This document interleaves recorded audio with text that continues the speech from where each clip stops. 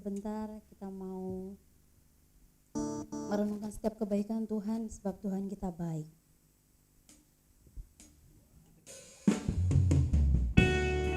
Makasih Tuhan, dan kami bersyukur Tuhan untuk segala kebaikan-Mu atas hidup kami.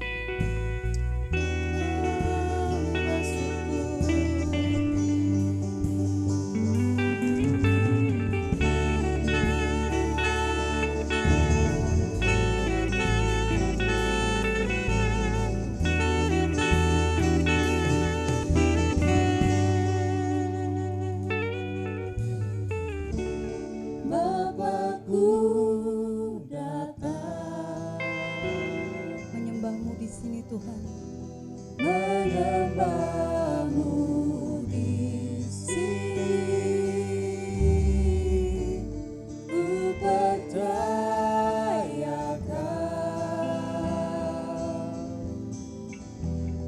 ada bagiku.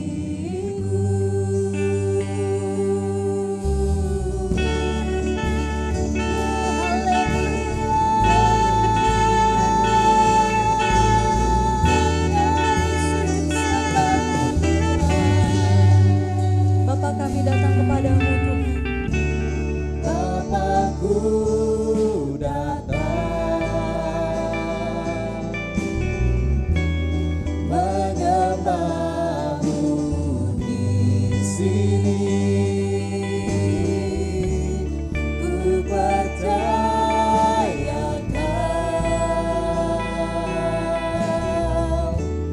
ada bagiku.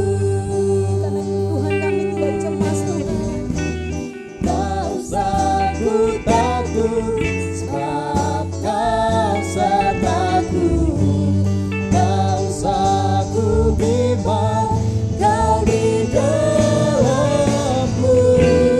Tak usah ku cemas, Kau penghiburku. Saat ku lemah, Kau kuatku. Ku nyanyi haleluya, ku nyanyi haleluya. Sungguh Kau hebat, ajaib perkasa perbuatanmu, dan kami katakan ku nyanyi haleluya,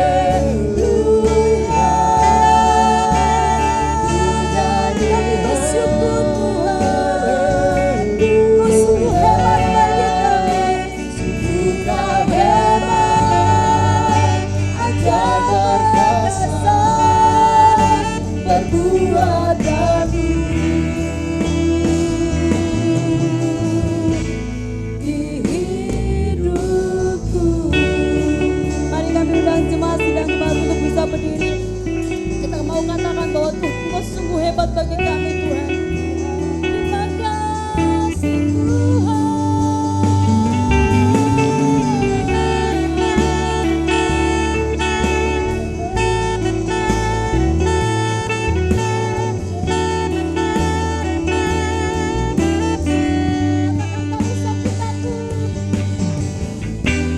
Tak usah ku takut, sebab Kau sertaku. Tak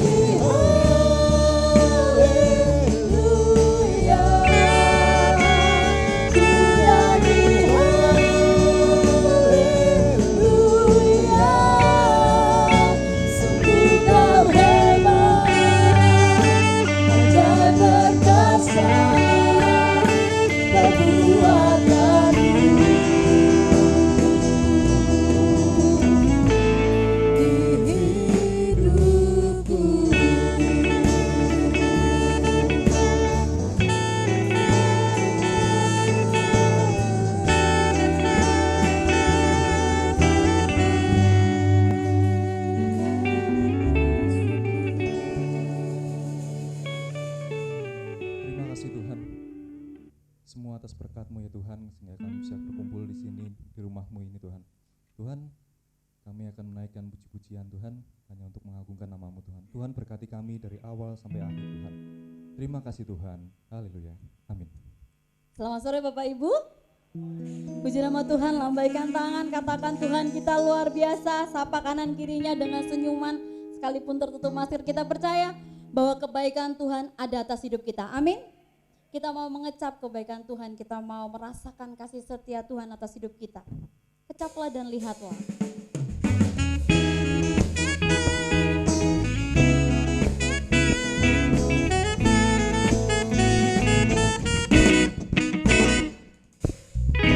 Kecaplah dan lihatlah betapa baiknya Tuhan itu. Rasakan dan nikmati kasih setia Tuhan. Kecaplah dan lihatlah betapa baiknya Tuhan itu. Rasakan dan nikmati kasih setia Tuhan. Syukur bagimu Tuhan, segala hormat bagimu Tuhan, Allah yang mengasihiku, Allah yang memeliharaku selamanya. Kita mau bersyukur untuk kebaikan Tuhan. Karena itu kita mau datang ke hadirat Tuhan. Kita mau naikkan syukur kita, Tuhan katakan baik. Datanglah ke baitnya. Datanglah ke baitnya dengan hati bersyukur, ke dalam pelatarannya dengan hati bersuka. Rasakan dan lihatlah betapa baiknya Tuhan bagi yang berindu padanya. Akan bersorak-sorai. Akan bersorak-sorai,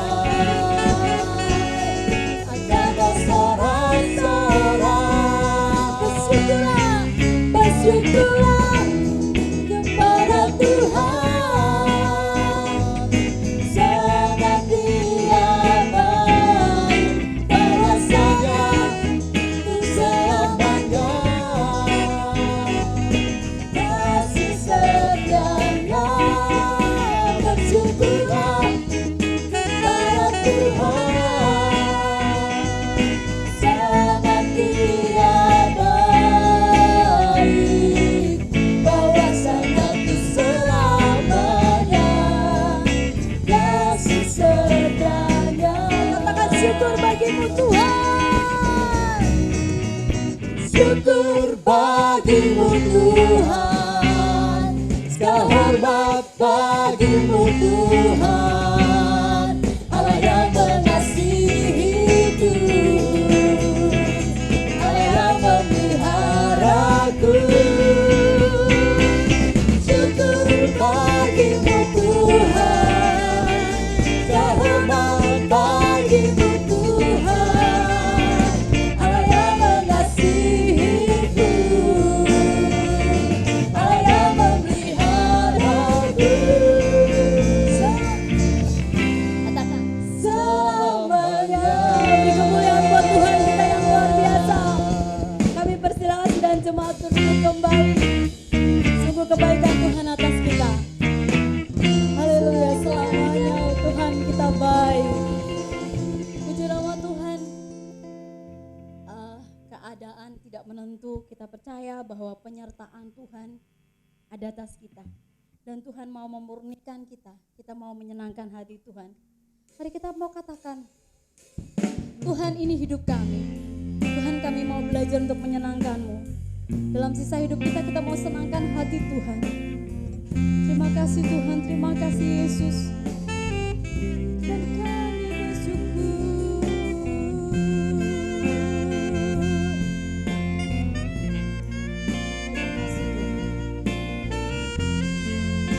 kita katakan sama-sama, Tuhan, ku mau menyenangkan-Mu. Tuhan, ku mau menyenangkan-Mu. Tuhan, bentuklah hati ini jadi bejana untuk hormat-Mu. Cemerlang bagai emas murni. Tuhan, ku serahkan hatiku, semua ku berikan padamu. Kuduskan hingga tulus selalu, agar aku menyenangkan-Mu.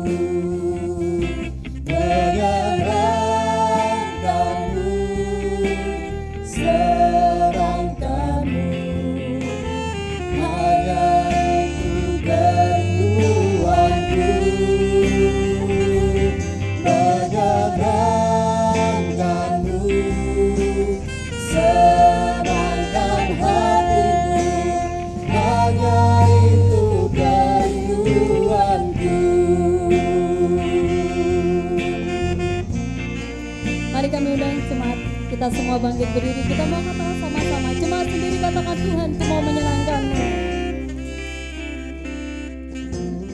Tuhan, ku mau menyenangkan-Mu. Terima kasih, Tuhan.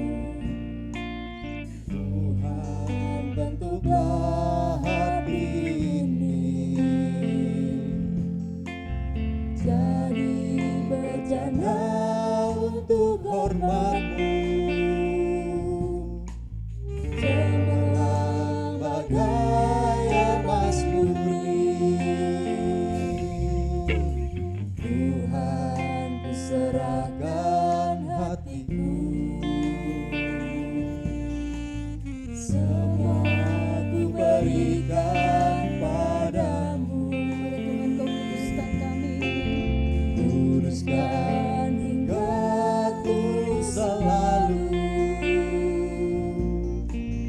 agar aku menyenangkan-Mu. Kami mau senangkan-Mu, Tuhan. Menyenangkan-Mu, senangkan-Mu, hanya itu kerinduanku.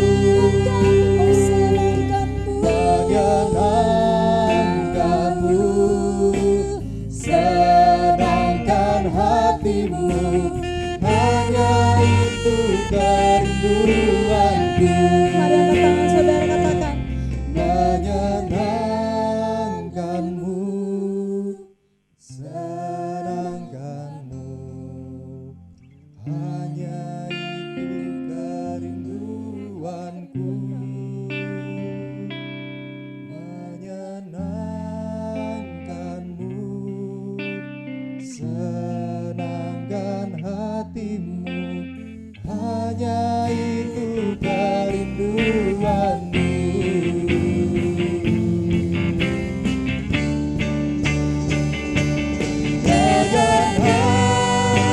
Menyenangkan-Mu, senangkan hatimu, hanya itu kerinduanku.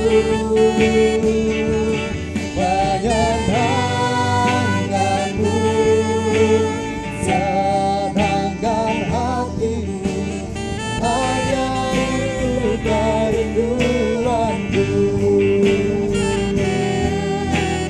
Hanya itu kerinduanku. Hanya itu kerinduanku. Sungguh Tuhan, ini kerinduan kami, Tuhan. Kami boleh datang ke hadirat. Terima kasih Tuhan untuk segala kebaikan-Mu. Terima kasih Tuhan untuk segala berkat-Mu, Tuhan. Kami sudah menaikkan pujian kami, Tuhan. Sebentar kami mau mendengarkan sabda firman-Mu, Tuhan. Mari Tuhan. Kau urapi setiap kami Tuhan. Tutup bungkus kami dengan kuasa darah-Mu Tuhan, sehingga firman-Mu Tuhan boleh menjadi rema atas hidup kami Tuhan. Urapi juga Tuhan, hamba-Mu yang akan menyampaikan sabda firman-Mu Tuhan. Biarlah Tuhan pengurapan dari tempat maha tinggi memenuhi hamba-Mu Tuhan, sehingga mengucapkan kata-kata hikmat yang memberkati kami semuanya Bapa. Terima kasih Tuhan, kami siap untuk mendengarkan sabda firman-Mu di dalam nama Tuhan Yesus Kristus. Haleluya. Amin.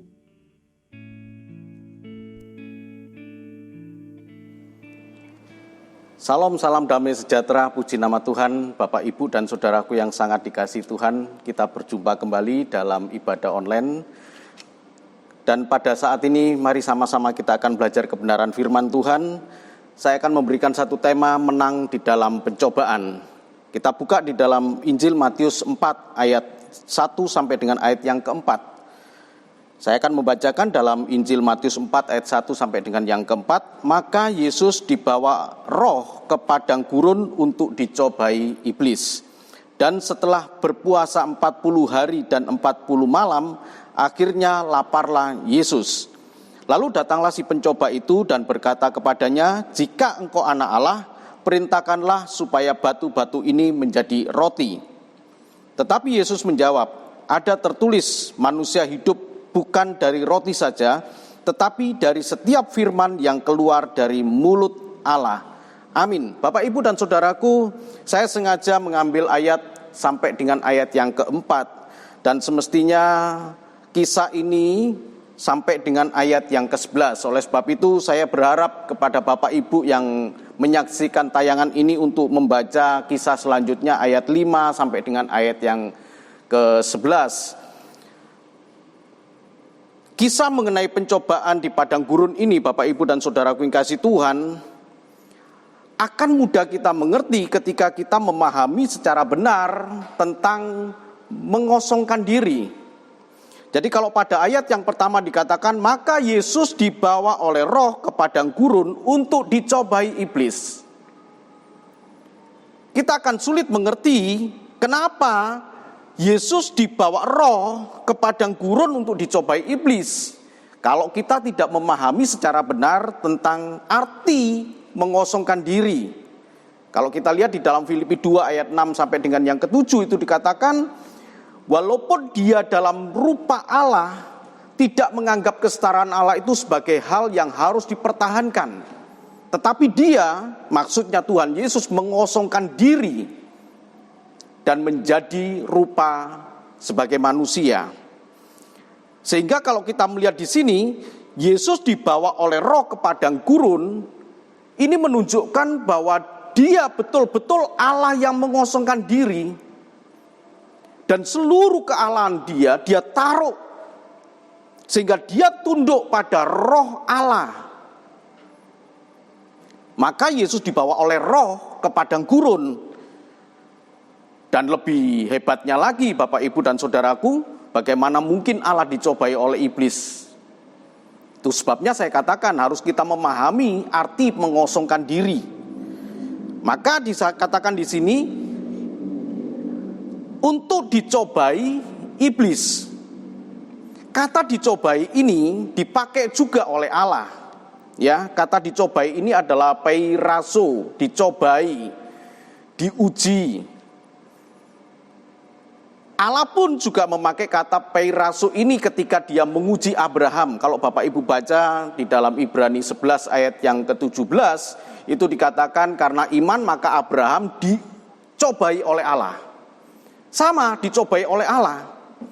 Tetapi esensinya Bapak, Ibu, dan saudaraku, dicobai oleh iblis tentu seseorang yang dicobai oleh iblis, maka dia akan dibawa oleh iblis kepada satu jalan yang salah ketika orang itu menjalankan cobaan dari iblis itu. Walaupun kata itu dipakai oleh Allah, peiraso itu dipakai oleh Allah, dicobai juga, kita diuji oleh Allah, kita dicobai oleh Allah, bukan untuk maksud membawa kita kepada satu jalan yang salah. Abraham mempersembahkan anaknya itu dicobai oleh Allah.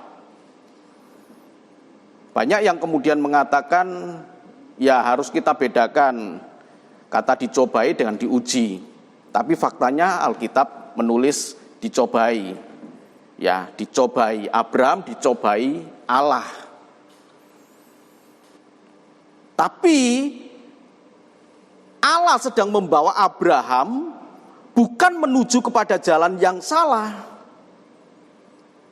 tapi menuju kepada jalan di mana iman dia dimurnikan, ketaatan Abraham diuji.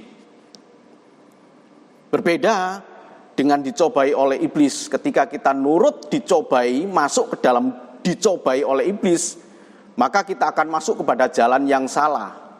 Jadi kalau kita mengerti pada ayat 1 ini dari Matius 4 ayat 1, untuk dicobai oleh iblis, ketika Tuhan Yesus masuk ke dalam dicobai, melakukan apa yang dicobai oleh iblis, maka Tuhan Yesus jatuh dalam dosa.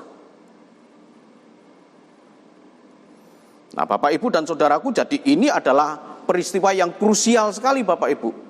Kalau Tuhan Yesus jatuh dalam dosa, maka tidak ada lagi satu pribadi yang bisa menyelamatkan kita.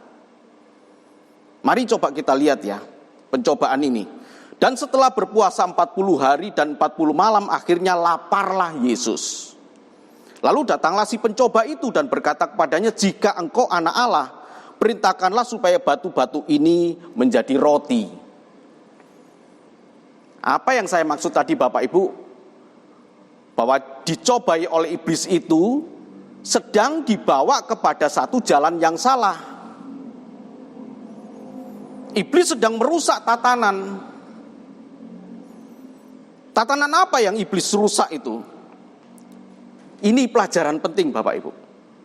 Tatanan yang iblis rusak adalah iblis ingin memberikan satu solusi kepada satu keadaan yang sedang terjadi, dan kemudian iblis ingin menawarkan satu solusi. Apa itu? Maka laparlah Yesus. Ketika Tuhan Yesus lapar, maka iblis membawa satu solusi, perintahkanlah supaya batu-batu ini menjadi roti. Kelihatannya tepat Bapak Ibu. Orang lapar, solusinya adalah makan. Tapi tatanan Allah bukan demikian. Sehingga jawaban Tuhan Yesus itu adalah jawaban yang tidak diduga oleh si pencoba itu. Kan kadang-kadang kita masuk ke dalam keadaan semacam ini Bapak Ibu. Apa yang kita lupakan? Tatanan Allah apa yang kita lupakan? Tetapi Yesus menjawab, ada tertulis manusia hidup bukan dari roti saja, tetapi dari setiap firman yang keluar dari mulut Allah. Setiap firman yang keluar dari mulut Allah. Jadi begini Bapak Ibu, ketika kita menghadapi satu keadaan seperti Tuhan Yesus, lapar atau keadaan yang tidak menguntungkan, mungkin pailit, bangkrut, mungkin juga keadaan ekonomi yang tidak begitu baik, maka solusi yang diberikan oleh iblis ya kerja gitu. Ubah batu ini menjadi roti. Tapi apa jawaban Tuhan Yesus? Ada tertulis manusia hidup bukan dari roti saja, tetapi dari setiap firman yang keluar dari mulut Allah. Tatanan yang dirusak oleh iblis, tatanan yang dirusak oleh si pencoba itu adalah mengesampingkan hal yang bersifat rohani. Kalau engkau belum punya jodoh, ya cari dong jodoh. Ya kan? Solusinya itu saja. Tapi di mana keterlibatan Allah? Dilupakan oleh si pencoba, sengaja disingkirkan. Jawaban Tuhan Yesus ini adalah jawaban yang tidak diduga oleh si pencoba itu. Ketika Tuhan Yesus menyampaikan bahwa manusia hidup bukan dari roti saja, memang betul aku lapar. Setelah puasa 40 hari 40 malam, bayangkan Bapak Ibu, puasa 40 hari 40 malam. Puasa yang sama yang sudah dilakukan juga oleh Musa ketika Musa naik ke Gunung Sinai. Dia juga berpuasa 40 hari 40 malam. Lapar. Tapi manusia hidup bukan dari roti saja. Roti penting. Ini loh tatanannya Bapak Ibu. Jadi hal yang penting, hal yang mendesak, itu coba dirusak oleh iblis. Dirusak oleh iblis. Hal yang bersifat rohani itu dianggapnya tidak penting, tidak mendesak dalam kehidupan setiap manusia. Yang penting kan roti. Yang penting kan uang. Yang penting kan kerja. Yang penting kan segala kebutuhan kehidupan ini bisa tercukupi. Itu kan yang penting. Gak usahlah ke gereja, gak usahlah berdoa. Nah itu. Padahal firman Tuhan berkata, dalam Yeremia 17 ayat yang ke-7 itu dikatakan, diberkatilah orang yang mengandalkan Tuhan, yang menaruh harapannya pada Tuhan. Rupa-rupanya diagram roti jauh lebih besar daripada diagram kuasa Allah.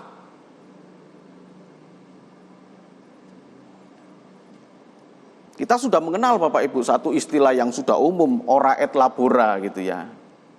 Ora et labora, labora bekerja, et dan ora berdoa dan bekerja. Coba mana yang lebih punya porsi yang besar? Jangan-jangan doa ini hanya menjadi satu hiasan saja. Jangan-jangan doa ini hanya sekedar sebagai bukan sesuatu hal yang kita yakini punya kuasa yang besar. Sehingga porsi doa dibandingkan dengan bekerja, lebih besar bekerja. Tatanan ini dirusak. Lewat kejadian ini, dalam pencobaan di padang gurun ini, tatanan ini dirusak. Dirusak oleh iblis. Bagaimana kita bisa menang? Harus kembali kepada tatanan yang ada. Nah, dalam keadaan semacam ini Bapak Ibu ya, karena memang kita tidak tahu sampai kapan virus corona ini berakhir. Bahkan ada yang berkata, kita hidup damai dengan virus corona. Dan sudah begitu banyak perusahaan-perusahaan yang mem-PHK karyawannya. Sudah begitu banyak perusahaan-perusahaan yang sudah mulai limbung. Begitu banyak usaha-usaha dari anak-anak Tuhan, termasuk anak-anak Tuhan ya, yang sudah mulai bangkrut. Lalu bagaimana solusinya? Ora et labora. Porsi mana yang besar? Porsi kerja yang besar. Doa hanya sekedar apa ya? Penghias. Bukan satu keyakinan yang kuat. Kalau itu yang terjadi, kita masuk ke dalam pencobaan yang sengaja iblis berikan kepada kita, dan kita sedang berjalan pada satu jalan yang menuju kebinasaan. Bukan hidup diberkati Tuhan. Tapi saat ini kita mendengar kebenaran firman Tuhan. Tuhan Yesus tidak menyepelekan soal roti. Tuhan Yesus tidak menyepelekan soal bekerja. Tuhan Yesus tidak menyepelekan usaha manusia. Tidak, tetap Tuhan hargai. Tapi kembali kepada tatanan Allah. Diberkatilah orang yang mengandalkan Tuhan, yang menaruh harapannya kepada Tuhan. Dan itu yang harus menjadi satu porsi yang besar, satu kekuatan yang besar. Sehingga ketika kita bekerja, kita enjoy bekerja dengan sukacita, kita punya harapan punya satu keyakinan dalam bekerja itu bahwa Allah memberkati. Sangat berbeda Bapak Ibu dan saudaraku yang kasih Tuhan, kalau kita masuk kepada tatanan yang ditawarkan oleh iblis, satu solusi yang oleh iblis. Ketika Tuhan Yesus lapar, maka solusinya ubah batu ini menjadi roti.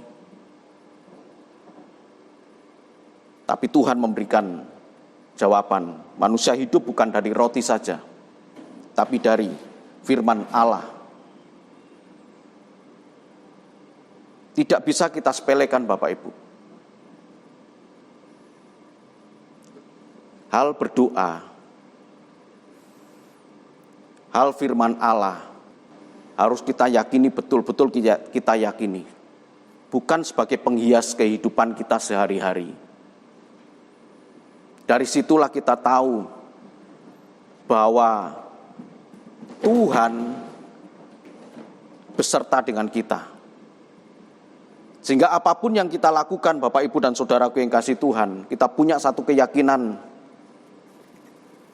Tuhan tidak akan pernah meninggalkan kita. Puji nama Tuhan Bapak Ibu dan saudaraku yang kasih Tuhan, itulah menang di dalam pencobaan. Ada pencobaan-pencobaan berikutnya yang Tuhan Yesus alami. Yang kalau saya bacakan, kemudian ia membawanya ke kota suci dan menempatkan dia di bubungan bait Allah, lalu berkata kepadanya, jika engkau anak Allah, jatuhkanlah dirimu ke bawah, sebab ada tertulis mengenai engkau, ia akan memerintahkan malaikat-malaikatnya dan mereka akan menantang engkau ke atas tangannya, supaya kakimu jangan terantuk. Sekali lagi Bapak Ibu dan saudaraku yang kasih Tuhan, tatanan Allah itu yang harus menjadi pemahaman kita supaya kita menang. Dan Tuhan Yesus menjawab cobaan yang ditawarkan oleh iblis ini. Tuhan Yesus menjawab, Yesus berkata kepadanya, ada tertulis, janganlah engkau mencobai Tuhan Allahmu. Dalam keadaan pandemi ini Bapak Ibu, ada orang yang berkata, kita kan anak Tuhan, kita kan punya Tuhan yang hebat, dan kemudian kita hidup sembrono. Dia sedang masuk ke dalam tatanan iblis. Hal yang rohani kembali di sini, hal yang rohani Bapak Ibu. Sama seperti pencobaan pertama bisa dilalui oleh Tuhan Yesus, maka hal yang kedua pun Tuhan Yesus memberikan satu jawaban yang mengejutkan untuk si pencoba. Janganlah engkau mencobai Tuhan Allahmu.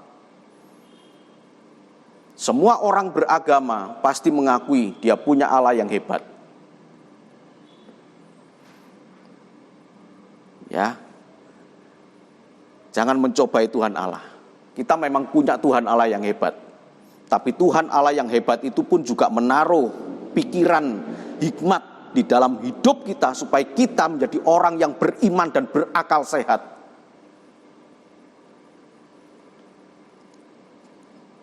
Untuk menang, kita harus kembali kepada tatanan Allah.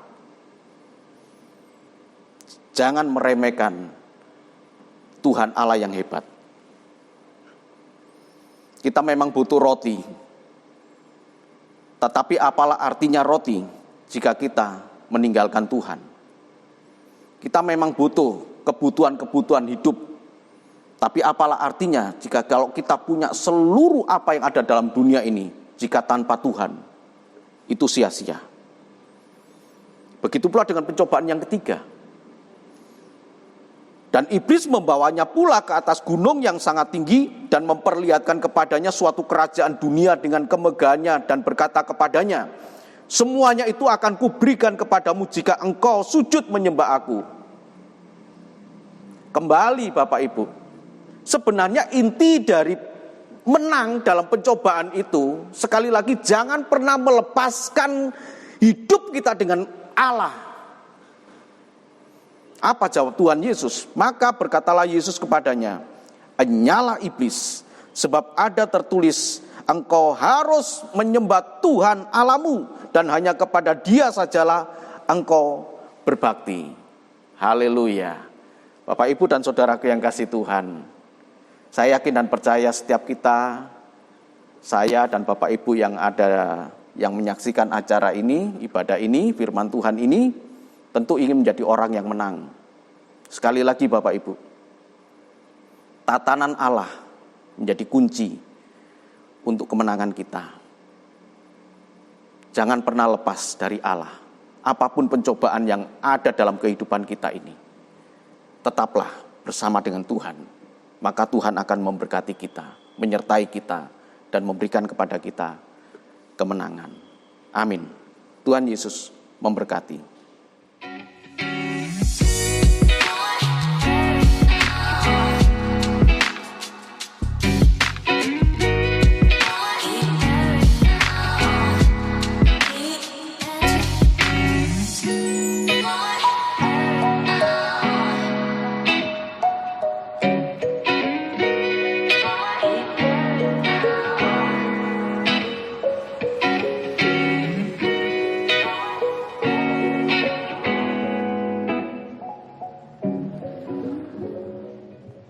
Ya, puji nama Tuhan, Bapak Ibu dan Saudaraku, di akhir ibadah online ini, saya sangat berharap Bapak Ibu diberkati Tuhan.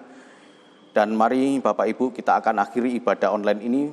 Mari kita sama-sama satu di dalam doa. Bapa dalam kerajaan surga, sungguh hati kami melimpah dengan ucapan syukur. Engkau mengajarkan kembali kepada kami untuk hidup mengandalkan Engkau Tuhan. Sebab firman-Mu berkata, diberkatilah orang yang mengandalkan Tuhan, yang menaruh harapannya pada Engkau Tuhan. Inilah kami taruh harapan kami kepada Engkau Tuhan, kami andalkan Engkau Tuhan. Dalam setiap situasi apapun, kami mengandalkan Engkau Tuhan. Engkaulah Tuhan, Allah penolong kami. Terima kasih Tuhan buat firman Tuhan, buat ibadah online pada saat ini. Dan kami percaya Tuhan, kami hidup dalam berkat Tuhan. Bapak, Ibu, dan Saudaraku yang kasih Tuhan, terimalah berkat dan anugerah dari Allah Bapa di surga. Kasih dan cinta Tuhan kita Yesus Kristus, anaknya yang tunggal, dan penghiburan, kekuatan dari kuasa Roh Kudus menyertai kita mulai saat ini, esok, bahkan sampai Maranatha Tuhan datang. Hamba berdoa buat kita semua, Tuhan melindungi, Tuhan menjaga, Tuhan menjauhkan dari segala mara bahaya, Tuhan menjauhkan dari segala sakit penyakit termasuk virus corona ini. Tuhan melindungi kita. Terima kasih ya Bapa, Engkau Tuhan Allah yang Maha Kuasa, Engkau Tuhan Allah yang memberkati kami, Engkau Tuhan Allah yang menyinari kami dengan wajah-Mu Tuhan dan memberikan kepada kami kasih karunia. Engkau Tuhan Allah yang menghadapkan wajah-Mu kepada kami dan memberikan damai sejahtera. Kami sungguh bersyukur kepada Engkau Tuhan. Kami naikkan ucapan syukur ini hanya di dalam satu nama yang kami kasih, yaitu dalam nama Tuhan Yesus Kristus. Terpujilah Engkau Tuhan. Haleluya. Amin.